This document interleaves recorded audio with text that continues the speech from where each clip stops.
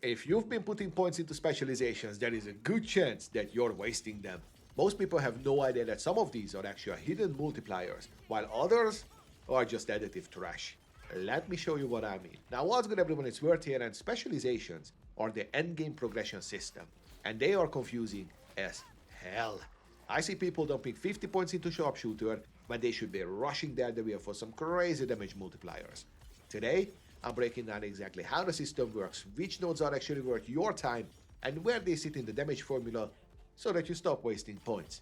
And if you want more Borderlands 4 content that actually explains things properly, hit that subscribe button. But if you knew this already, well, be a darling and let the video run anyway until you figure out what to watch next.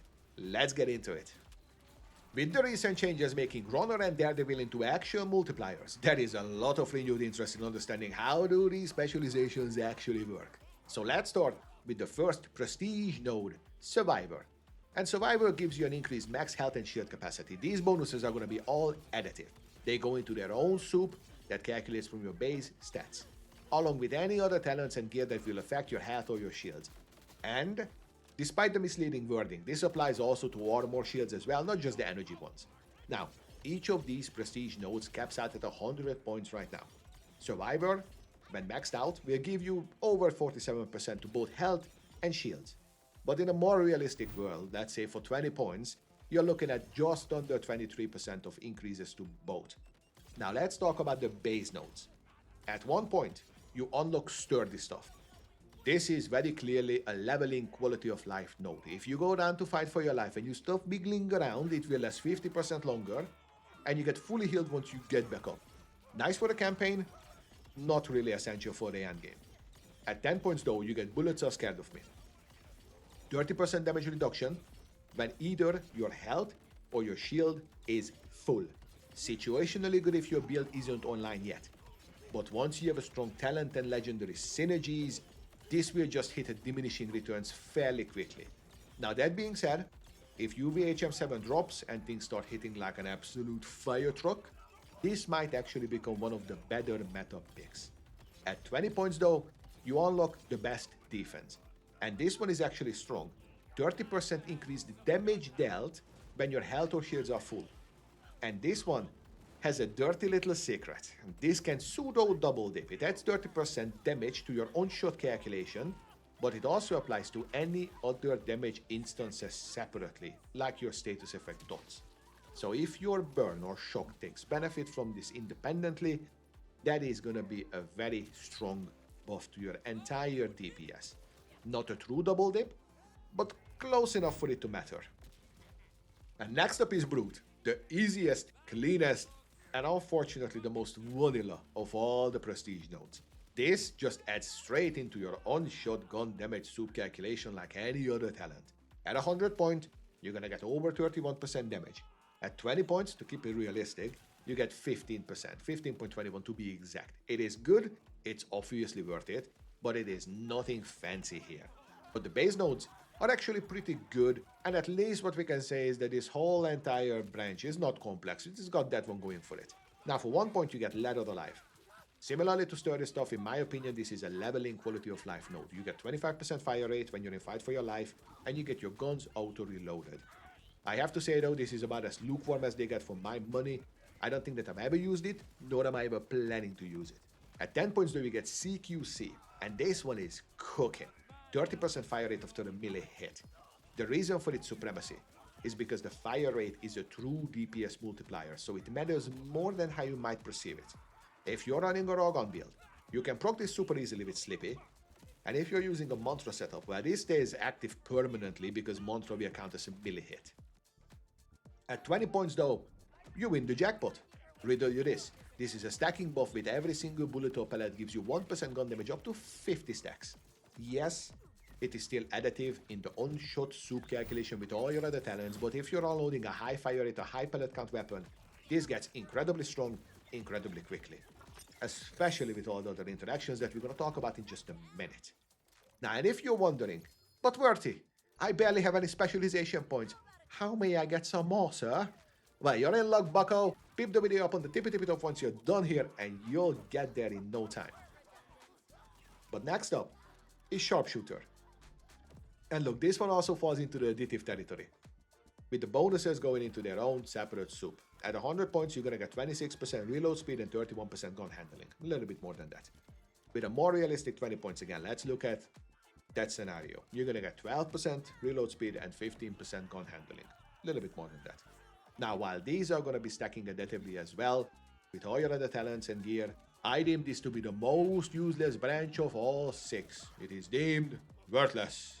Now, the saving grace is that you can easily get away with only putting 10 or 20 points in there depending which skills do you want. At one point, you get down but not out. Same as the other fight for your life nodes, and honestly, this one is the smoothest of all 3. This is what I used while I was leveling. Not having to absolutely use that untamed fire hose of an aim when you're down is just really nice. Still, for an endgame build, with only 4 points available, this won't see much play because the cost of opportunity is too high to justify it. At 10 points though, you unlock in the zone. And this one is sneakily good. You need to ADS down a few seconds to stack the buff, but when you do, it is very strong. You get 25% in gun damage into that soup, and you get 25% into the crit damage multiplier, which is another soup, making this another pseudo damage multiplier. Now the irony is that the iron sight in Borderlands 4 is a hit or a miss. For some weapons, it's a non-issue at all, and for others, it's an absolute deal breaker, unusable. I like what the devs, I think they knew what they were doing exactly here with this trade-off, and honestly, I respect it. At 20 points you get 1 shot, 1 kill. Now when you overkill an enemy, 100% of the excess damage gets stored for a few seconds and added into your next shot. This is extremely strong for mobbing. If you're running a heavy hitter setup, constantly one-shotting trash, you're banking the extra damage for the next target. For single target scenarios, not so much. What's annoying is that I couldn't definitely test or indefinitely define whether it is stored as a damage added to the end, or if it gets added to the base damage core calculation. My gut says it is just slapped on post calculations, but let me know in the comments if you know for sure. Now, Runner is one of the prestige nodes that very recently got some love, and now the melee damage acts as a true multiplier. But what on earth does that even mean? Well, as far as I can deduce it, it sits just outside of the soup, so your new damage formula looks like damage will equal core damage times 1 plus the soup times the Runner multiplier multiplied by the crit, elemental match, and other true multipliers. This is meaningful, but if you ask me the build that desperately need it, like your Trouble, your Forge drones, they still need more levers to pull because they just can't keep up with certain gun damage setups. At 100 points, you're gonna get over 47% melee damage and over 10% move speed. At 20 points, that's gonna translate to 22% of melee damage, almost 23, and over 5% of move speed. Because of the multiplicative nature, the more damage you have in the soup, the more beneficial Runner is gonna become. At 1 point, you're gonna get Bad Arms, a staple in almost every melee-focused build. It's gonna take 50% of your gun damage and convert it to melee damage, adding it into the soup. This lets you siphon some power from your crazy gun damage talents and interactions that are way overtuned. At 10 points, you unlock Bullet Train, one of the most unique, complicated, and misunderstood specialization skills because of the description being so vague. Now, my testing have revealed something incredibly powerful, especially when you pair it together with high move speed. Here's how it actually works.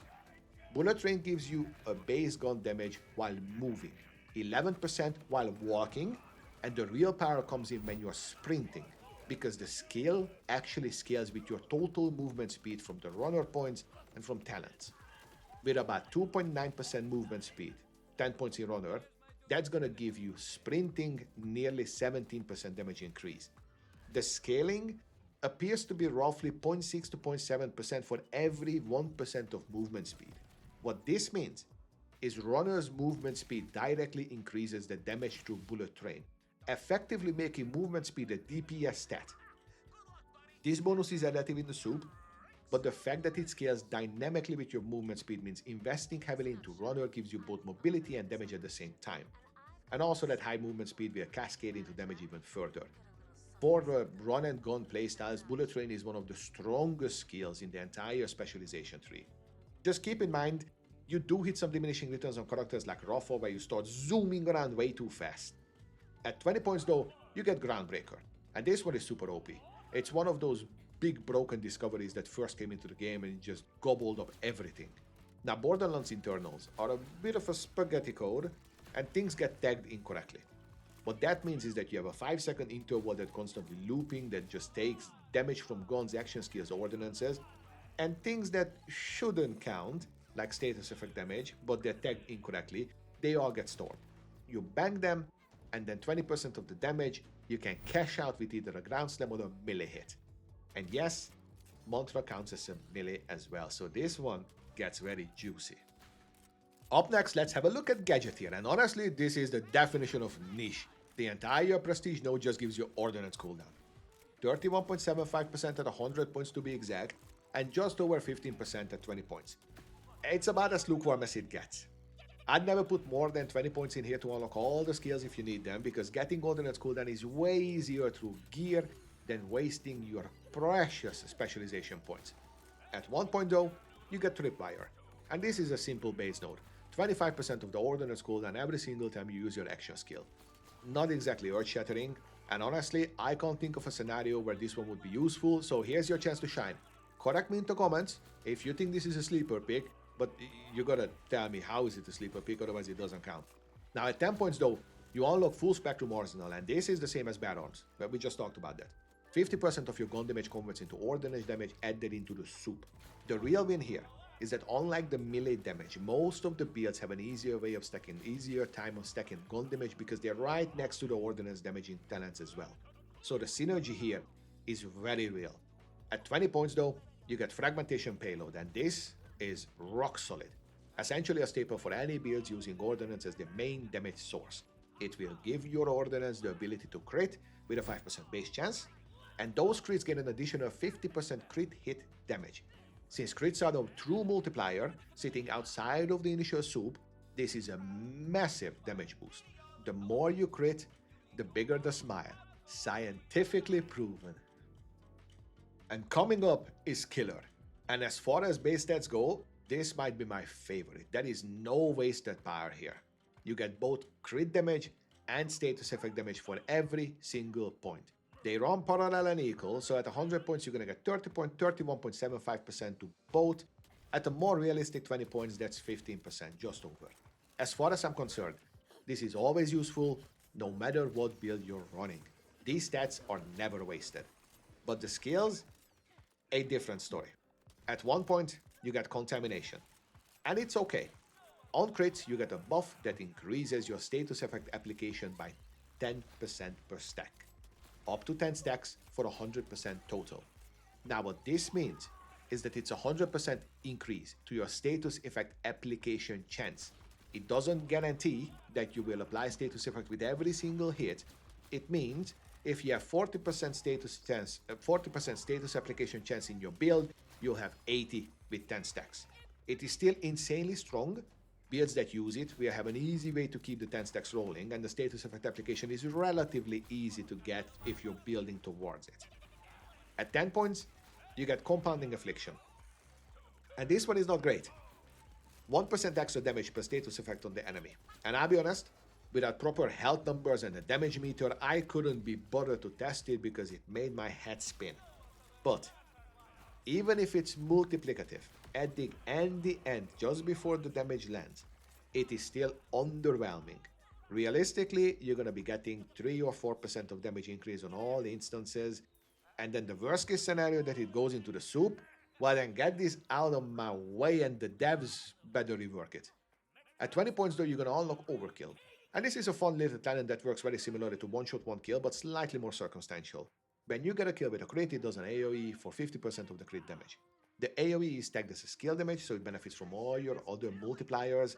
I say circumstantial because its usefulness depends entirely on the mob density and what kind of content you're running. And lastly, we have Daredevil, the other boosted prestige node. This one got the same treatment as the Runner with a multiplier towards action skill damage.